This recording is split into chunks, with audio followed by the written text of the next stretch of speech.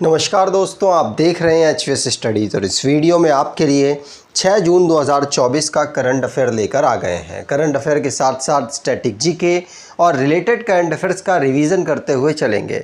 अगर आप इस चैनल पर पहली बार आए हो तो चैनल को सब्सक्राइब कर लीजिएगा। वीडियो अच्छी लगे तो वीडियो लाइक करके ज़रूर जाइएगा। लास्ट में आपके लिए क्विज़ रखा है, उस क्विज़ को ज़रूर सॉल्व कीजिएगा। चलिए बात करते हैं लास्ट डे के क्विज़ की। लास्ट डे आपसे क्वेश्चन पूछा गया था, who has been appointed by the president as the acting chairperson of the National Human Rights Commission। तो राष्ट्रपति ने राष्ट्रीय मानवाधिकार आयोग के कार्यवाहक अध्यक्ष के रूप में किसे नियुक्त किया है? तो आप सभी ने आंसर विजया भारती सयानी दिया था और यही सही आंसर है। आज के पहले क्वेश्चन की बात करें। पहला क्वेश्चन है, how many seats did BJP win in the Lok Sabha election 2024 missing the majority and now having to depend on alliance. तो लोकसभा चुनाव 2024 में भाजपा कितनी सीट जीती है और बहुमत से वो चूक गई और अब उसे सहयोगियों पर निर्भर रहना पड़ रहा है और ये है भारतीय जनता पार्टी को 270। अभी तक सभी पार्टियों को अगर देखा जाए तो सबसे ज़्यादा सीट भारतीय जनता पार्टी को ही मिली है, 240 सीटें, लेकिन 272 है यहाँ पर बहुमत का आंकड़ा। तो 32 सीटें यहाँ पर अभी कम रह गई हैं बीजेपी को और अब इनको अपने कोalition जो पार्टनर्स हैं, एनडीए के साथ जो जुड़े हुए पार्टनर्स हैं, उनके साथ उन पर डिपेंड रहना पड़ेगा। अगर बात करें दूसरी हाईएस्ट जो सीट्स पाई है वो कौन है, तो वो है कांग्रेस, जिसको 47 सीटें पहले से ज़्यादा मिली। बीजेपी को 63 सीटें घट चुकी हैं। अगर बात करें लोकसभा चुनाव की तो 543 टोटल यहाँ पर सीटें होती हैं, बहुमत 272 का होता है।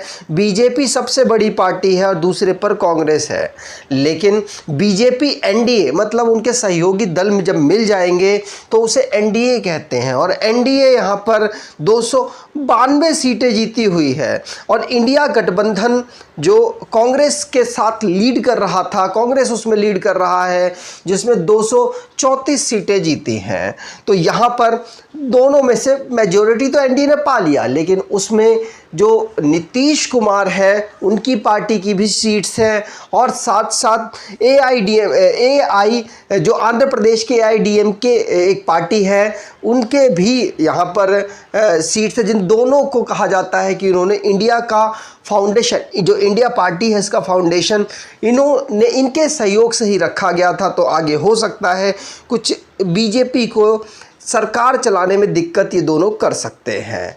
अगर बात करें 2019 के कंपेयर में तो 2019 में एनडीए को 253 सीटें मिली थी और इस बार 292 सीटें मिली हैं। इंडिया को पहले 91 सीटें मिली थी और 234 सीटें मिल चुकी हैं और अदर्स को 99 सीट्स पिछली बार मिली थी और इस बार 17 सीट्स मिली हैं।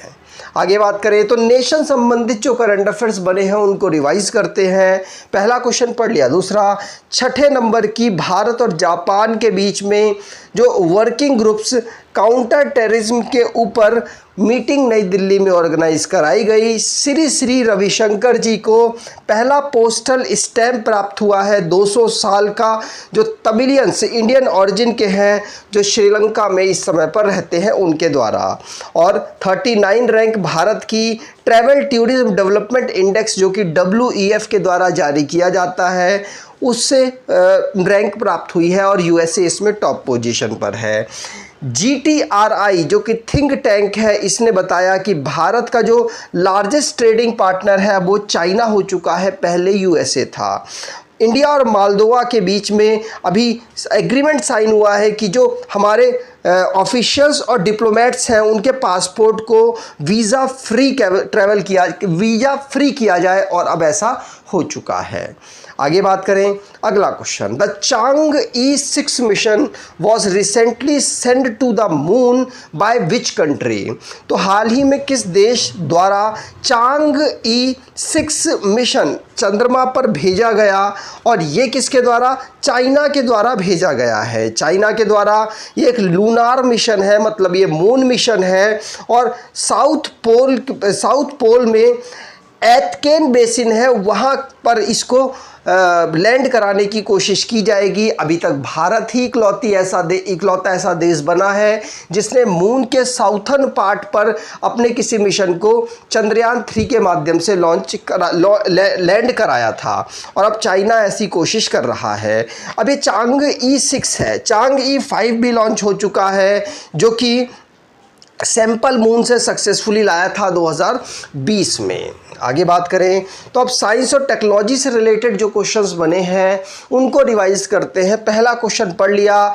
दूसरा, पाकिस्तान और चाइना दोनों ने मिलकर iCube कोमार नाम का एक मिशन लॉन्च किया है, जो कि पाकिस्तान का पहला लूनार मिशन है। यूक्रेन के जो मिनिस्टर फॉरेन अफेयर्स के, वो उसके स्पोक्स पर्सन बने हैं एक AI जिसका नाम विक्टोरिया सी है। चाइना जिसने अपने 2030 तक मून में एस्ट्रोनॉट्स को सेंड करने का टारगेट रखा है। निवीडिया जिसने B200 ब्लैकवेल AI चिप को इंट्रोड्यूस किया, और अभी इंडिया और ओमान के बीच में MOU साइन हुआ है, जिससे कि इंफॉर्मेशन टेक्नोलॉजी के फील्ड में दोनों एक दूसरे के कोलैबोरेशन से काम करेंगे। लखनऊ सिटी को सिटी ऑफ नवाब भी कहा जाता है, और इंडिया का पहला ये AI सिटी बनाने की कोशिश की जा रही है। और इंडियन रेलवे जिसने गजराज सुरक्षा नाम का एक मिशन लॉन्च किया, इसके माध्यम से ट्रैक में जो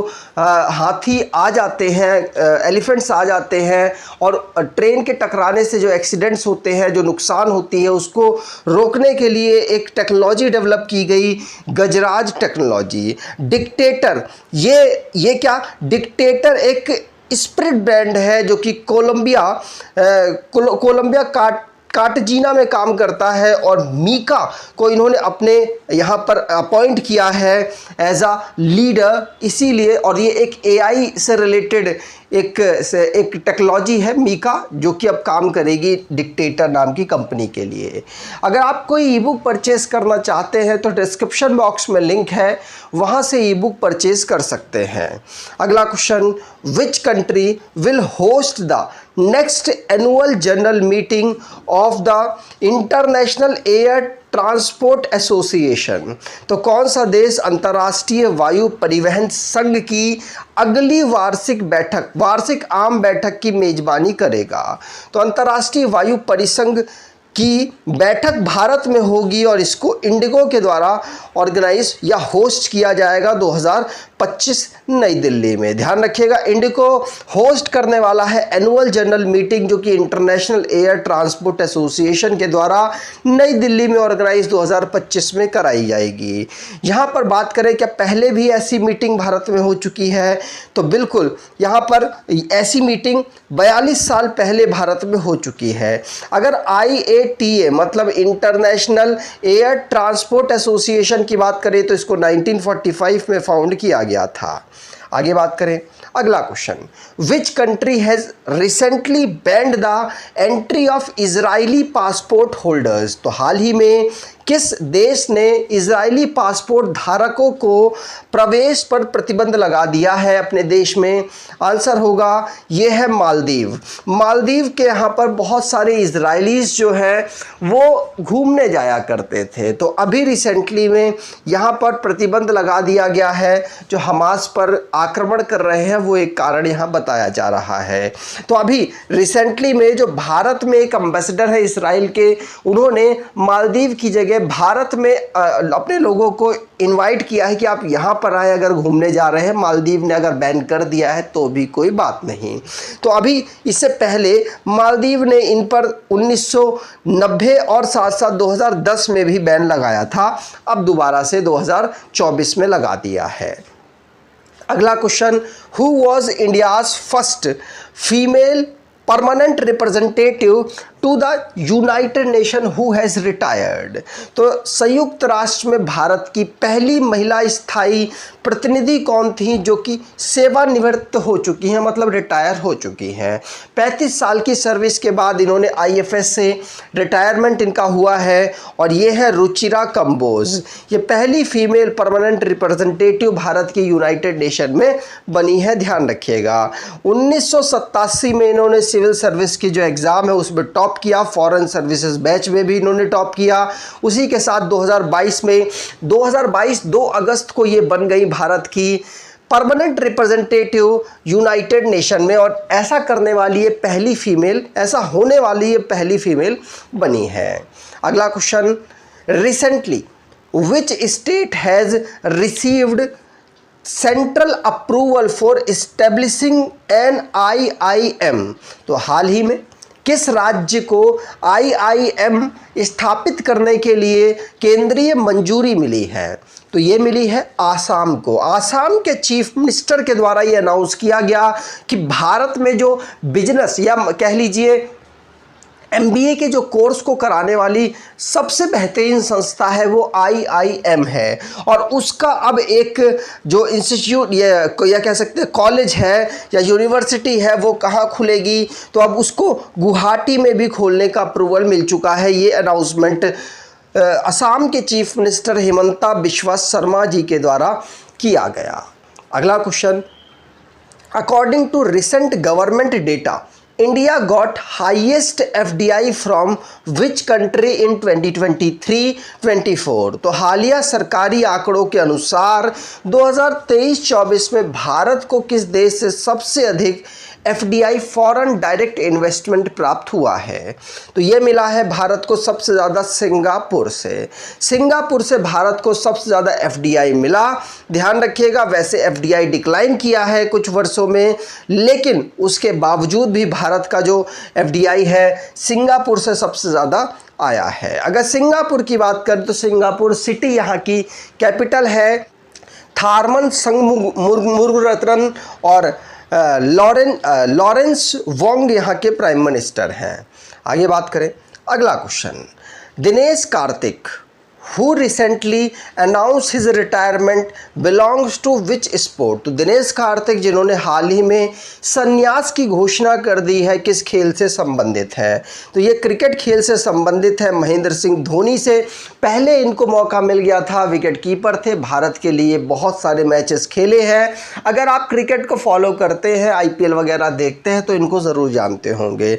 तो दिनेश कार्तिक जो कि विकेट कीपर बैट्समैन हैं और रॉयल चैलेंजर बेंगलोर के लिए इन्होंने खेला अपना आखिरी मैच, और उसी के साथ इनको फेयरवेल प्राप्त हो गया। और इन्होंने अगर बात करें एक टेस्ट 100 और 17 हाफ सेंचुरीज़ भी इन्होंने बनाई हैं, और विकेट कीपर में भी इन्होंने बहुत बेहतरीन परफॉर्मेंस किया, और अब इन्होंने रिटायरमेंट की घोषणा कर दी। अगला question, recently ISRO collaborated with which company for sustainable space exploration through additive manufacturing? तो हाल ही में इसरो ने एडिटिव मैन्युफैक्चरिंग के माध्यम से सतत अंतरिक्ष अन्वेषण के लिए किस कंपनी के साथ सहयोग किया है? तो ये किया है किसके साथ? तो आंसर होगा विप्रो 3D के साथ। तो इसरो का कोलैबोरेशन विप्रो 3D के साथ हुआ है सस्टेनेबल स्पेस एक्सप्लोरेशन में यहाँ पर काम करने के लिए। ध्यान रखिएगा, अगर इसरो की बात करें तो इसरो जिसको 1969 में फाउंड किया गया था, बेंगलुरु कर्नाटका में इसका हेडक्वार्टर है, और इस समय पर चेयरमैन श्रीथारा सोमनाथ हैं, S सोमनाथ हैं। अगला question, when is world bicycle day celebrated every year? तो विश्व साइकिल दिवस प्रतिवर्ष कब मनाया जाता है? तो विश्व साइकिल दिवस हम 3 जून को हर साल ऑब्जर्व करते हैं। कब? 3 जून को वर्ल्ड बाइसिकल डे हम ऑब्जर्व करते हैं। इसको 2018 से यूनाइटेड नेशन जनरल असेंबली के द्वारा अनाउंस किया गया, ध्यान रखिएगा।